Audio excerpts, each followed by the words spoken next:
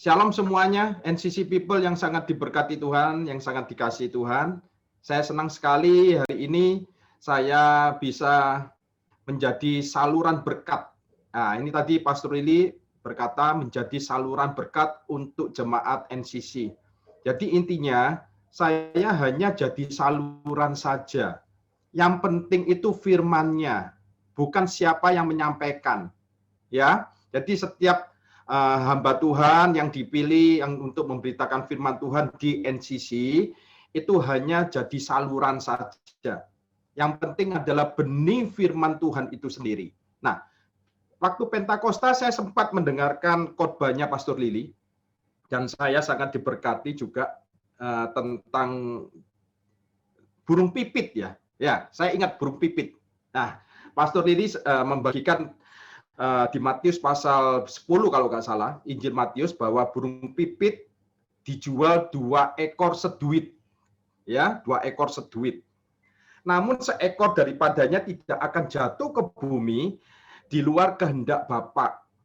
Nah, dan ayat selanjutnya dikatakan rambut di kepala kita ini terhitung semua oleh Bapa.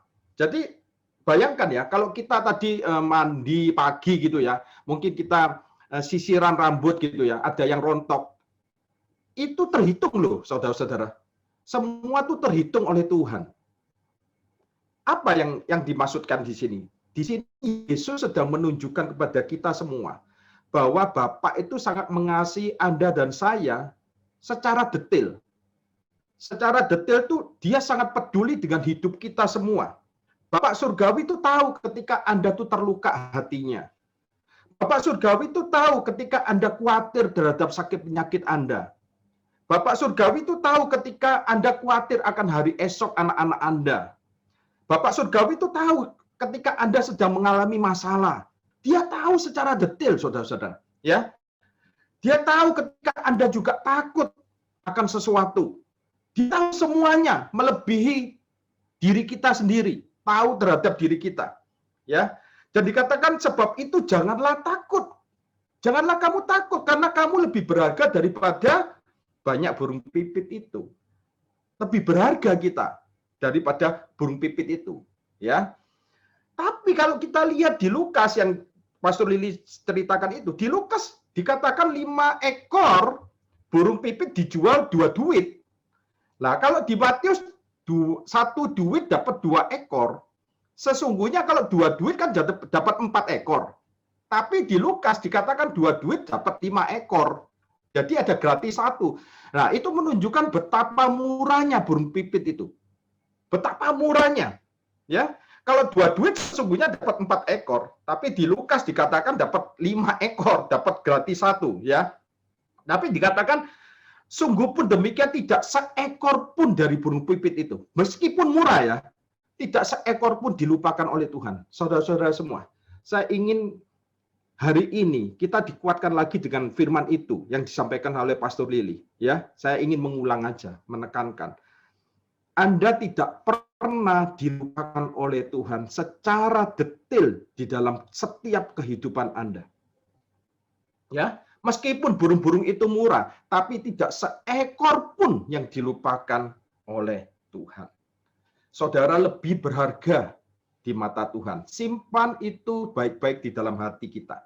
Tidak seorang pun yang dilupakan oleh Tuhan. Nah, inilah pesan yang harus dibagikan kepada anak-anak kita. Inilah pesan yang harus dibagikan kepada umat Tuhan. Dan saya bersyukur di NCC ini selalu ditekankan tentang kasih Bapa, tentang kasih Tuhan, tentang bagaimana kita ini sangat dikasihi. Nah, inilah kunci. Kalau kita bisa melawan dunia, inilah kunci untuk anak-anak kita juga. Anak-anak kita membekali anak-anak kita supaya mereka itu bisa menang melawan dunia di sekitar mereka. Ya, nah itu aja saya ingin mengomentari apa yang sudah Pastor Lili sampaikan. Saya sangat diberkati juga waktu saya mendengarkan itu. Dan saya lihat, wow, luar biasa ya. Kita ini dikasih tahu sama Yesus betapa berharganya diri kita. Seharga apa? Seharga darahnya yang mulia, yang sudah dicurahkan untuk menghapus dosa kita. Nah, hari ini saya akan membagikan firman Tuhan Ya, saya akan bagikan ya, bentar. Oke. Nah, ini sangat penting sekali menyambung firman Tuhannya Pastor Lili minggu lalu, ya. How to see Jesus. Bagaimana cara kita melihat Yesus? Kenapa? Karena bagaimana Anda melihat Yesus itu menentukan bagaimana kualitas hidup Anda, bagaimana cara hidup Anda, ya. Demikian juga Anda bisa punya cara untuk menjalani hidup ini, ya.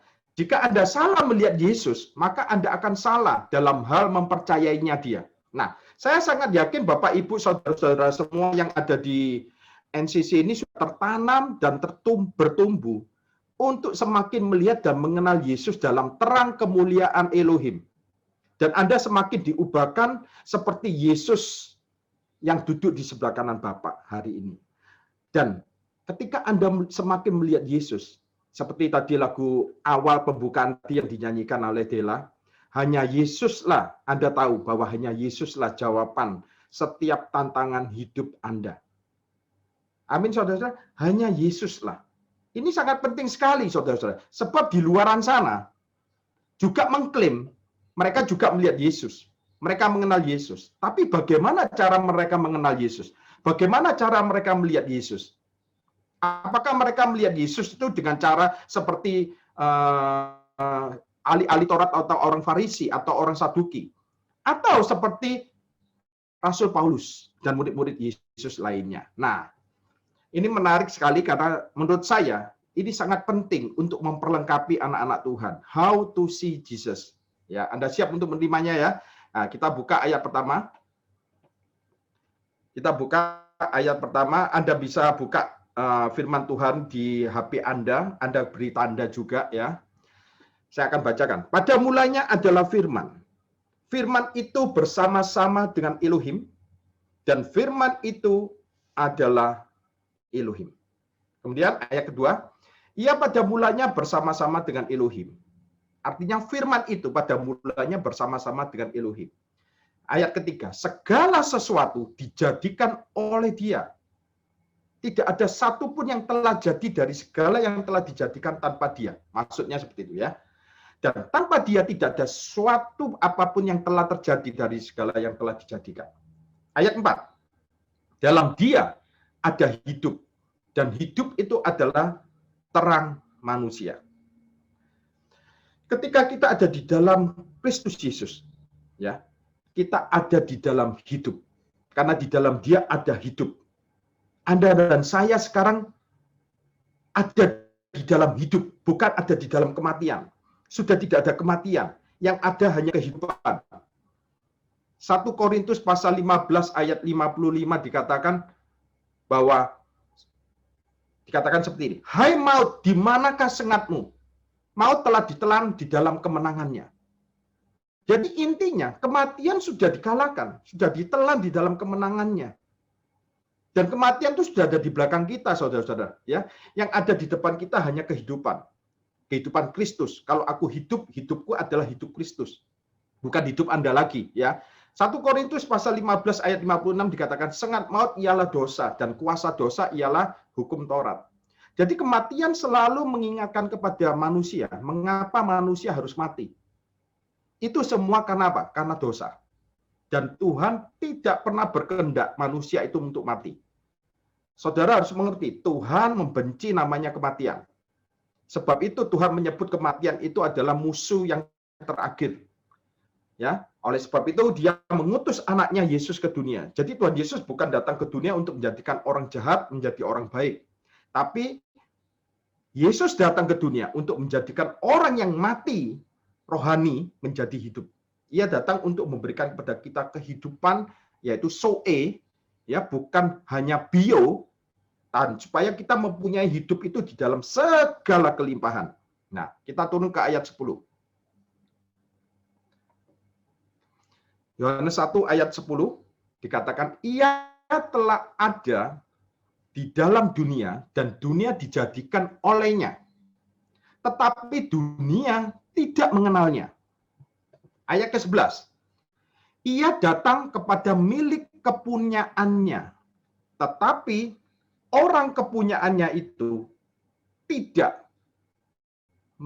menerimanya. Artinya apa?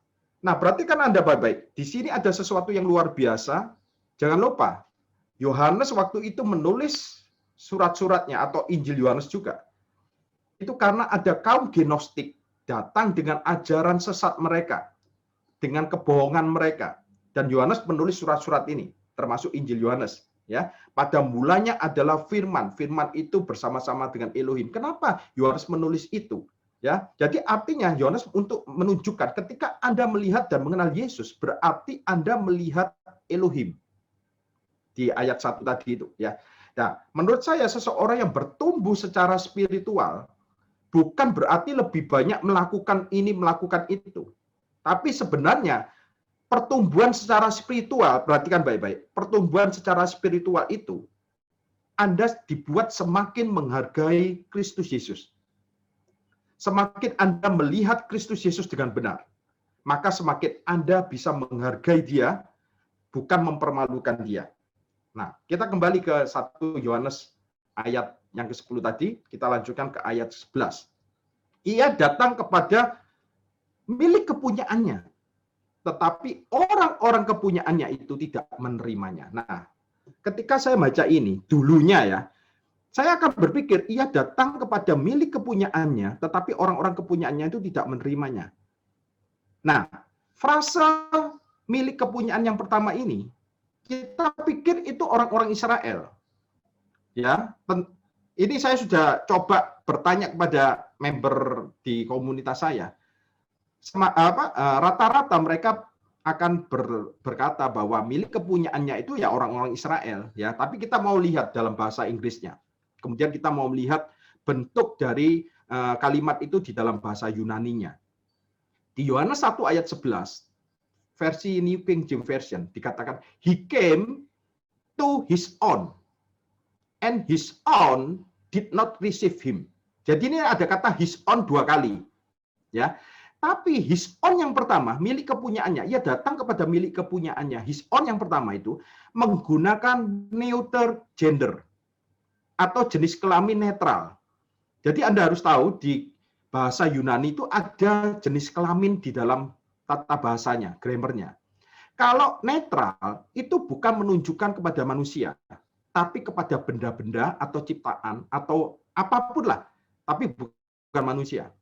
Tapi yang B, saya kasih tulis A dan B, and his own did not receive him. Nah, ini baru masculine gender, ya. Nah, saya kasih footnote di bawahnya. Jadi John 1:11 yang A, his own things or domain.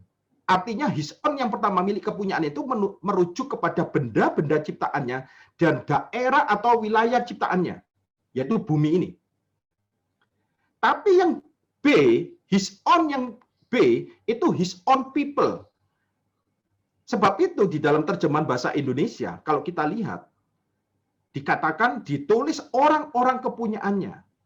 Ya, jadi milik kepunyaan yang pertama itu ia datang kepada milik kepunyaannya itu merujuk kepada benda-benda ciptaan dan wilayahnya, daerahnya, ya. Anda mengerti ya? Jadi ia datang kepada milik kepunyaannya, ia datang kepada benda-benda kepunyaannya, wilayah kepunyaannya, dan kemudian orang-orang milik kepunyaannya itu ini menggunakan masculine gender, ya. Jadi dalam bahasa Yunani menggunakan masculine gender, artinya orang-orang tidak menerimanya. Nah, orang-orang kepunyaannya tidak menerimanya ini ya pasti yang dimaksud adalah orang Israel, saudara-saudara. Tapi Anda bisa lihat, he came to his own.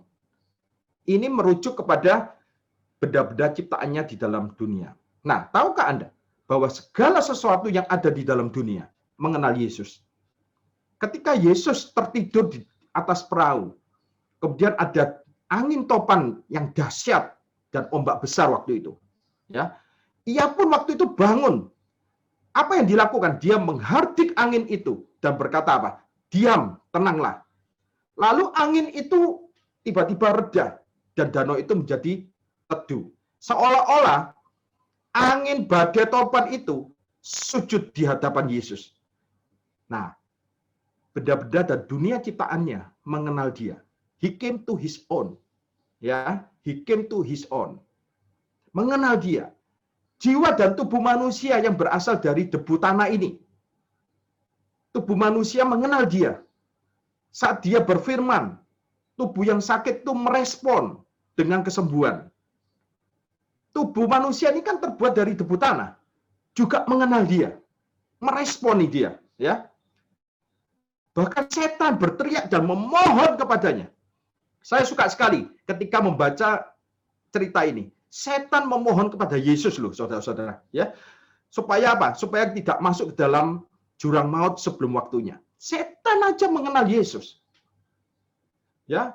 Kemudian Alkitab mengatakan di dalam Injil Markus, kalau Anda buka di Injil Markus, saya akan tampilkan ketika Yesus dicobai 40 hari 40 malam di padang gurun. Ia berada di antara binatang-binatang buas, binatang-binatang liar kalau di dalam terjemahan bahasa Indonesianya, ya. Dan malaikat-malaikat melayani dia. Bahkan binatang-binatang liar di padang gurun pun tahu siapa Yesus, mengenal dia, dan bahkan ikan di laut. Ketika murid-muridnya butuh ikan semalam-malaman, mereka tidak bisa menangkap ikan seekor pun. Ya. Tapi ketika Yesus ada di dalam perahu itu, ya, Yesus itu seperti ada magnetnya. Ikan-ikan itu bisa mendatangi Yesus. Wah, keren itu ya. Dan akhirnya murid-muridnya mendapatkan ikan yang banyak sekali sampai jalannya sampai robek. He came to his own. Ia datang kepada milik kepunyaannya. Dan milik kepunyaannya itu adalah ciptaannya bisa mengenal dia. Kuburan, kematian, sujud kepada Yesus. Dan menyerah kepada kehidupan. Nah, saya ingin cerita satu kisah. Ketika suatu kali Yesus pergi ke kota namanya kota Nain. Bersama murid-muridnya dan orang-orang yang mengikutinya. Jadi ada satu rombongan, Yesus dengan rombongannya. Mereka pergi ke kota Nain dan mereka tiba pada malam hari waktu itu. Nah, sesampainya di depan pintu gerbang kota Nain, ada rombongan lainnya yang keluar dari kota Nain, yang berlawanan arah dengan Yesus. Yaitu ada orang mati yang diusung keluar pintu gerbang kota. Anda harus tahu pada zaman itu, prosesi penguburan atau pemakaman di Yahudi selalu diadakan pada malam hari, saudara-saudara. Ya, jadi mereka kalau mengubur orang mati itu dilakukan pada malam hari dan harus di luar kota, tidak boleh di dalam kota karena najis. Ya. Nah, Nain artinya saya akan tunjukkan. Kemudian Yesus pergi ke suatu kota yang bernama Nain. Nain itu memiliki arti indah, cantik, menyenangkan. Seperti nama Naomi. Sebab mereka tidak bisa mengubur, orang-orang itu tidak bisa mengubur ke kota Nain yang indah, cantik, menyenangkan itu, dan mereka harus keluar kota itu. Dan Yesus pergi kota itu yang disebutkan indah, cantik, menyenangkan ini. Seperti nama Naomi juga artinya indah, cantik. Nah, pada awal penciptaan kita tahu, Tuhan membuatnya, ciptaannya itu indah, menyenangkan maksudnya, ya. Tapi manusia lebih memilih menuruti apa kata iblis dan memberontak kepada Tuhan. Dan akhirnya apa? Kematian yang datang. Demikian juga di kota Nain tadi. Di kota Nain kematian telah datang. Tetapi di sana ada sang kehidupan datang ke kota Nain. Mari kita lihat ceritanya ya. Kemudian Yesus pergi ke suatu kota yang bernama Nain, murid-muridnya pergi bersama dengan dia dan juga orang banyak menyertai berbondong-bondong. Ayat ke-12. Setelah ia dekat pintu gerbang kota, ada orang mati diusung keluar, anak laki-laki, anak tunggal ibunya. Nah, perhatikan baik-baik. Di sini ada sesuatu yang luar biasa yang ditulis oleh Injil Yohanes. Jangan lupa, Injil Yohanes ditulis khusus untuk kaum Gnostik juga, ya. Dan Yohanes menulis surat ini. Dikatakan Di situ ada orang mati diusung keluar oleh orang banyak di situ. Anak laki, anak tunggal ibunya. Nah, Anda lihat di sini. Ada anak tunggal bapak bertemu dengan anak tunggal seorang ibu yang mati. Yang sudah janda, dikatakan yang sudah janda. Dan banyak orang dari kota itu menyertai janda itu. Ya. Tahukah Anda bahwa segala sesuatu yang ada di dalam dunia ini, kita tadi belajar mengenal Yesus, bahkan kematian itu pun mengenal Yesus. Ya, ia datang kepada milik kepunyaannya, ia datang kepada benda kepunyaannya. Tetapi orang-orang milik kepunyaannya tadi itu tidak bisa menerimanya.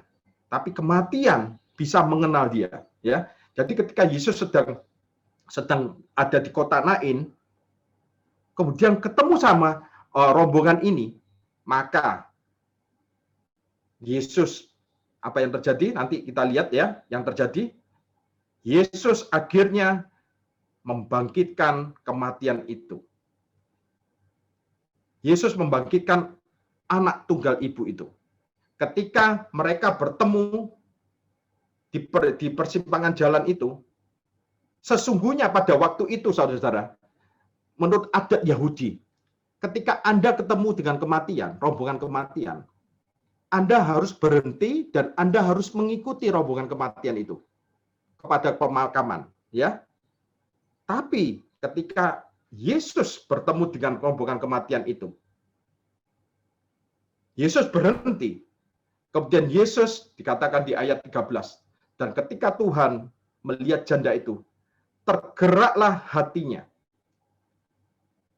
Jadi Yesus tergerak hatinya oleh belas kasihan, lalu ia berkata kepadanya, jangan menangis. Yesus tidak langsung membangkitkan, tapi Yesus berkata, jangan menangis. Dan Anda harus tahu, di Injil Lukas ketika ini, ayat 13, dikatakan ketika Tuhan atau Kurios atau Adonai, bahasa Ibraninya, melihat janda itu. Ini adalah pertama kali Injil Lukas, Tuhan ditulis pertama kali di Injil Lukas di ayat ini. Ya, Tuhan melihat anak tunggal bapak, melihat anak tunggal ibu yang mati. Kemudian dia mengatakan jangan menangis.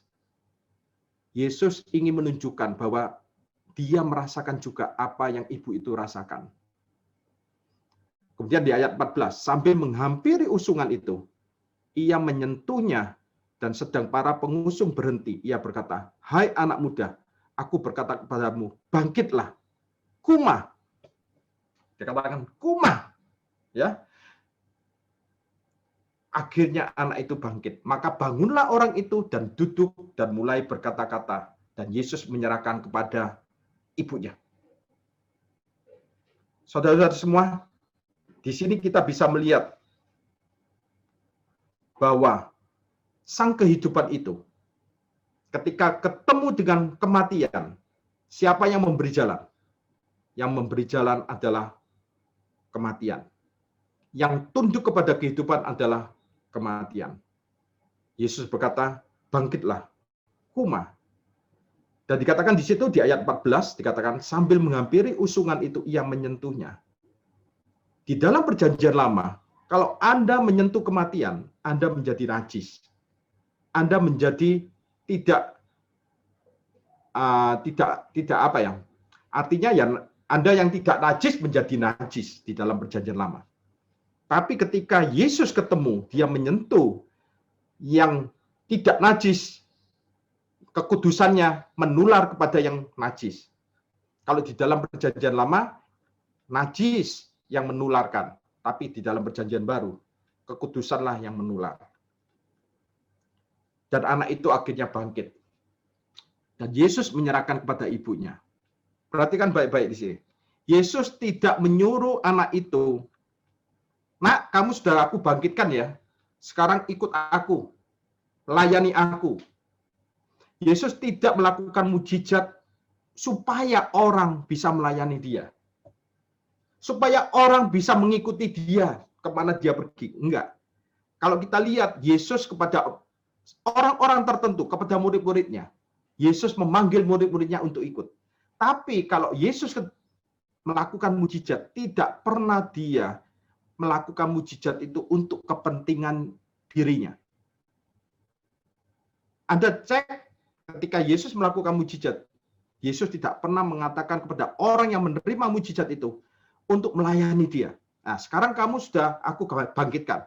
Mulai sekarang kamu melayani aku ya. Nggak ada, saudara-saudara, ya. Tidak pernah Yesus mengatakan seperti itu. Yesus selalu melakukan mujizat-mujizatnya. Karena apa? Karena dia mengasihi mereka. Karena Yesus sangat mengasihi orang-orang itu.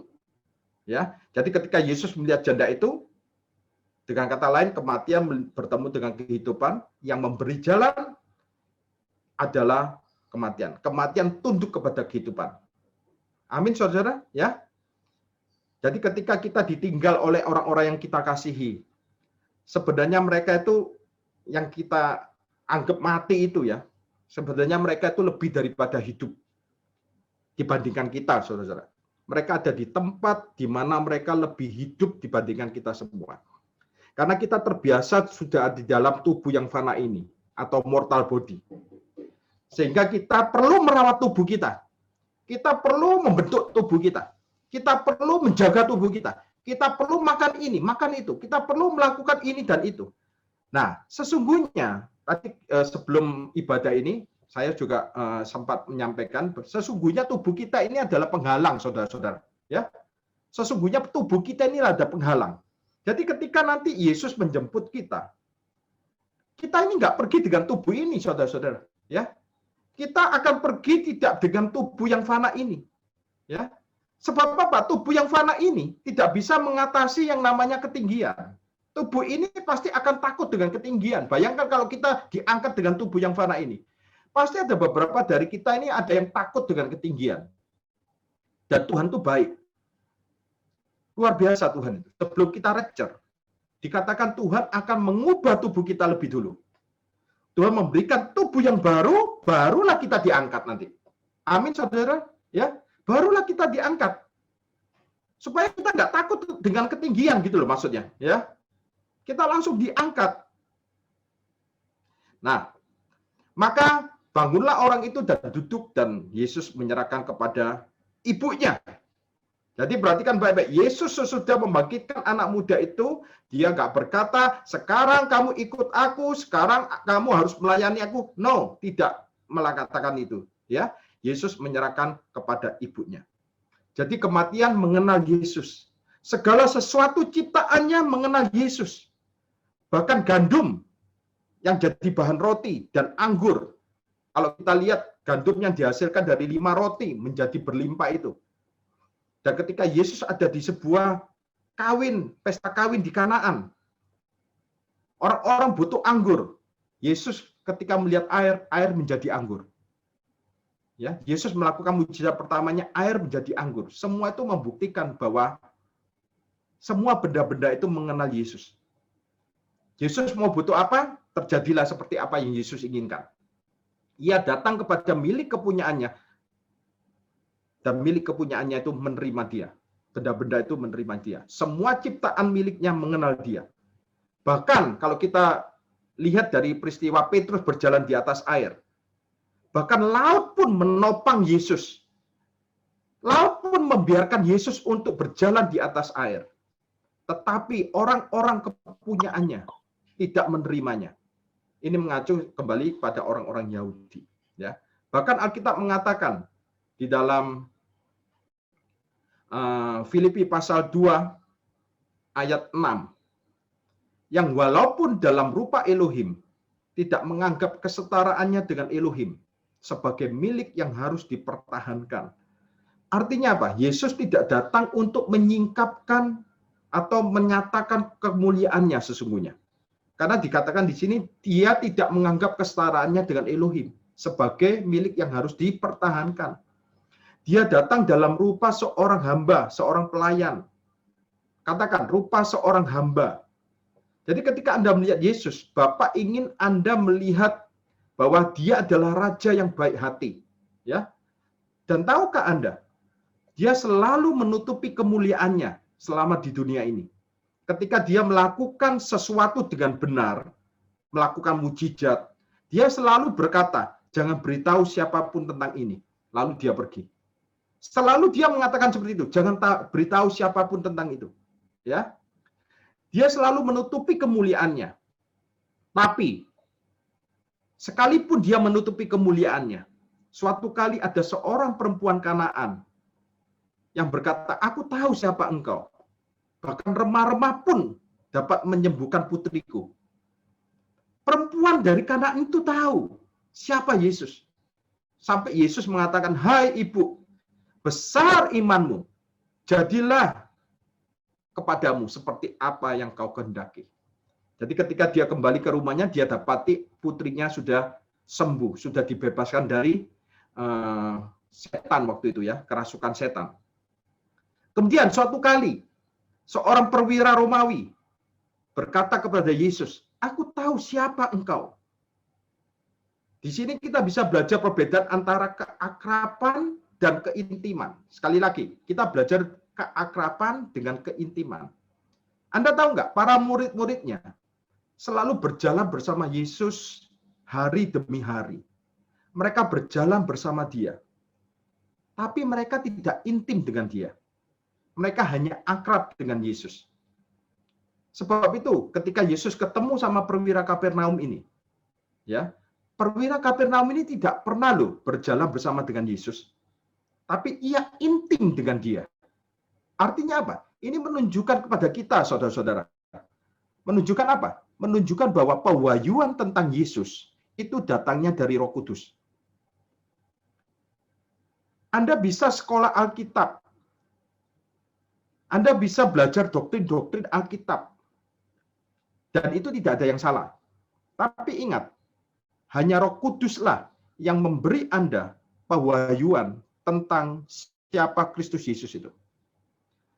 Hanya Roh Kuduslah yang membawa kita bisa memahami how to see Jesus. Bagaimana kita melihat Yesus. Bagaimana cara kita melihat Yesus. Pewahyuan tentang Yesus itulah yang menyelamatkan kita.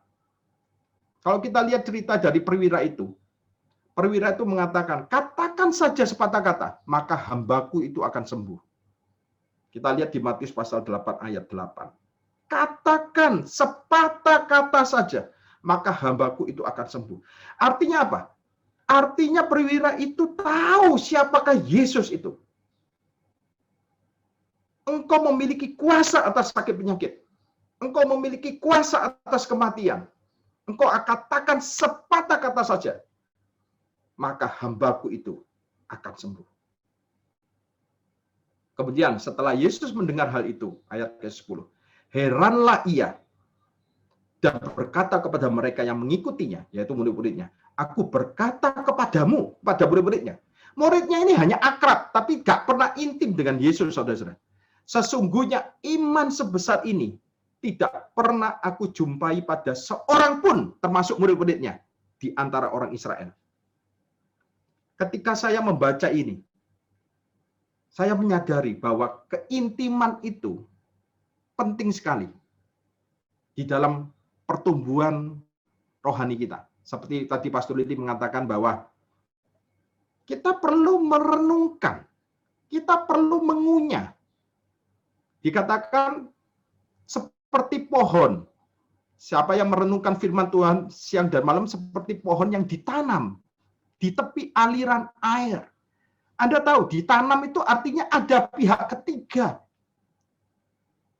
Bukan seperti pohon gitu aja, tapi seperti pohon yang ditanam. Artinya ada pihak ketiga yang memperhatikan Anda. Ada pihak ketiga yang merawat Anda. Ada pihak ketiga yang memperdulikan Anda. Wow, ya. Jadi Elohim senang ketika kita merenungkan Yesus, melihat Yesus. Elohim senang gereja ini, gereja NCC, menolong orang untuk semakin menikmati Yesus. Maka itu firman Tuhan di Mazmur pasal 1 dikatakan dia akan seperti pohon yang ditanam, bukan pohon yang asal tumbuh di di tempat liar, tumbuh liar. No, kita ini pohon yang ditanam, artinya ada pihak ketiga yang memperdulikan kita, yang merawat kita. Dan kita akhiri dengan firman Tuhan ini, Yohanes 1 ayat 12. Tetapi semua orang yang menerimanya diberinya kuasa, katakan kuasa, supaya menjadi anak-anak Elohim, yaitu mereka yang percaya di dalam namanya. Ayat ke-13. Orang-orang yang diperanakan bukan dari darah atau dari daging, bukan pula secara jasmani oleh keinginan seorang laki-laki, melainkan dari Elohim. Ayat yang ke-14. Firman itu telah menjadi manusia dan diam di antara kita. Firman itu telah menjadi daging, kalau di dalam bahasa Inggris, flesh. Firman itu telah menjadi daging dan diam di antara kita, dan kita telah melihat kemuliaannya, yaitu kemuliaan yang diberikan kepadanya sebagai anak tunggal Bapa, penuh kasih karunia dan kebenaran. Kemudian ayat 15, terakhir, ini, Yohanes memberi kesaksian tentang dia dan berseru katanya, inilah dia yang kumaksudkan ketika aku berkata, kemudian daripadaku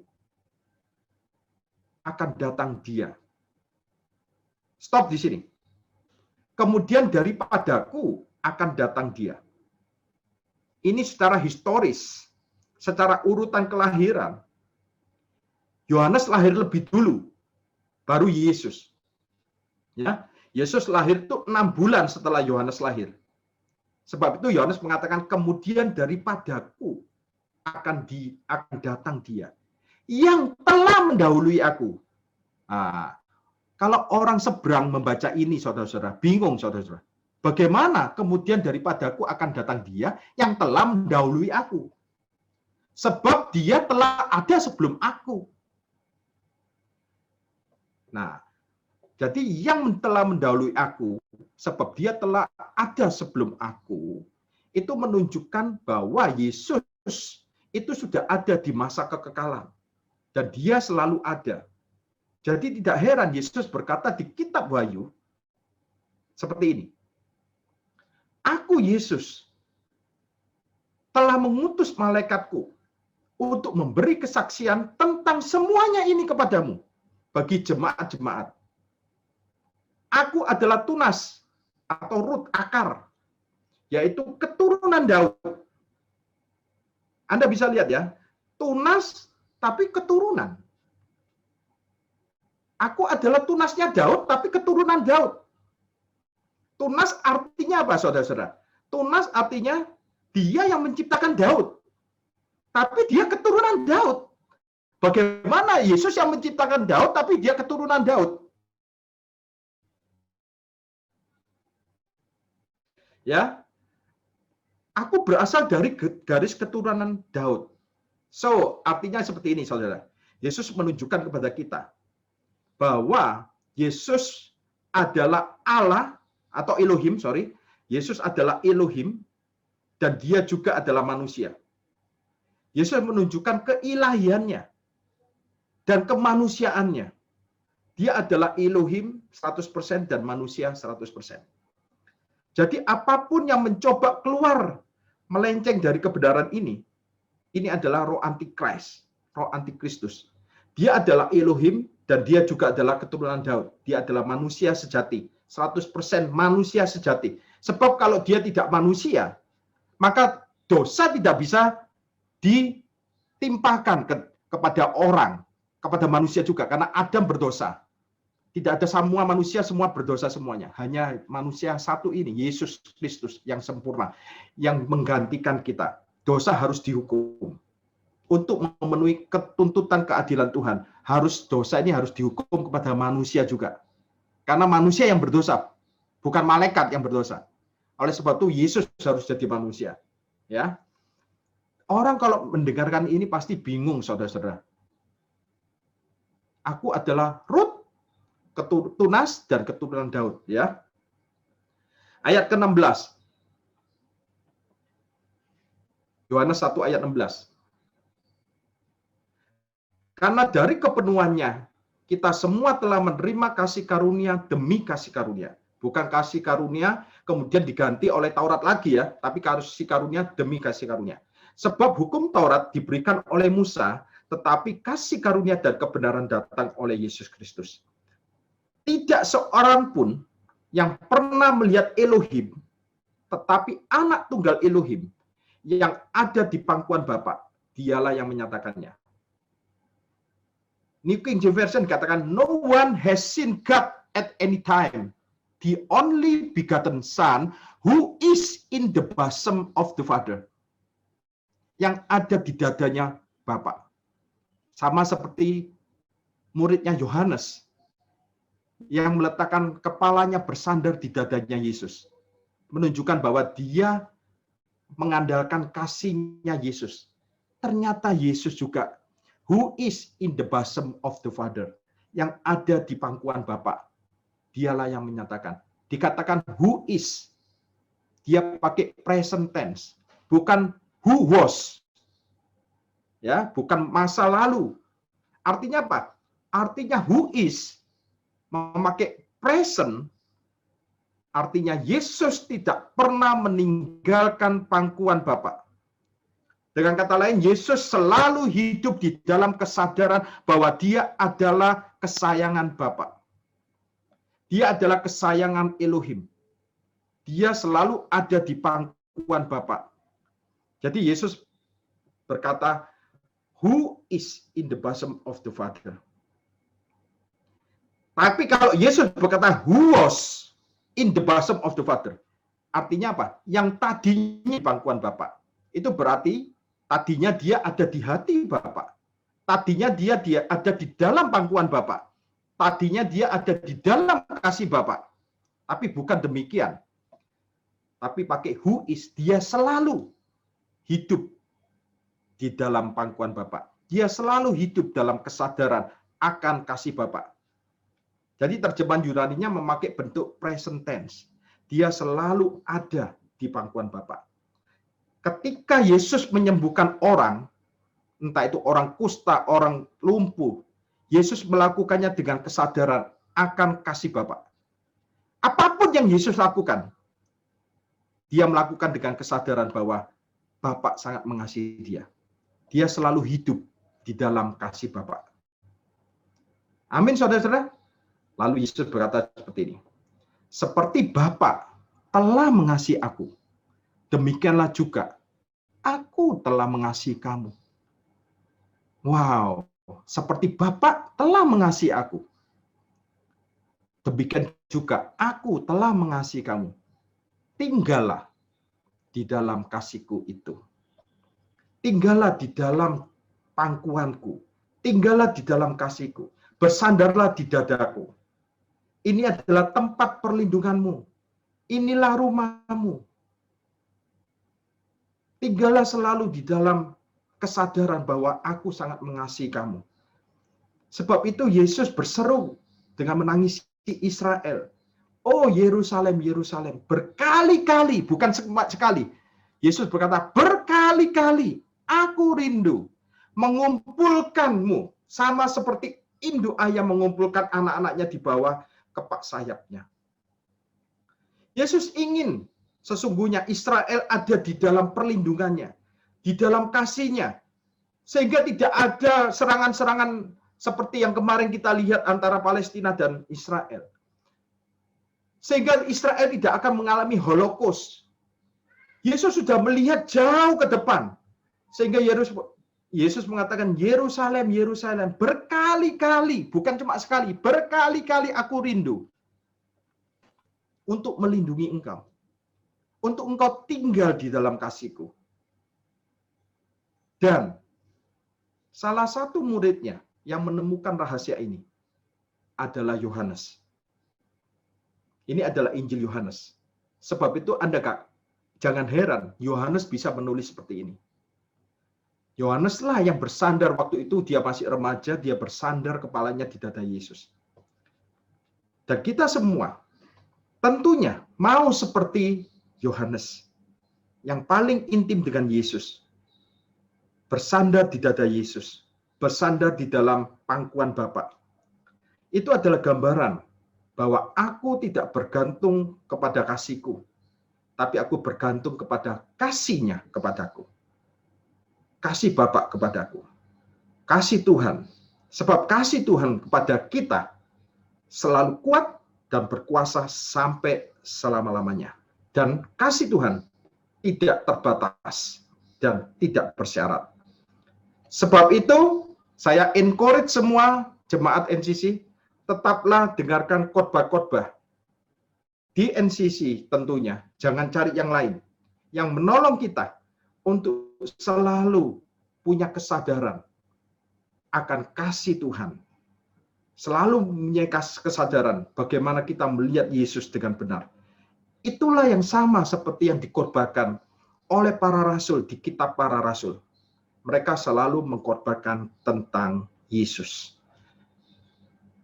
Terpujilah nama Tuhan Yesus kita, dan semoga kita semuanya di sini pagi hari ini semakin diteguhkan, supaya semakin tinggal di dalam kasih Tuhan kita Yesus Kristus. Tuhan Yesus memberkati kita semua. Haleluya. Amin.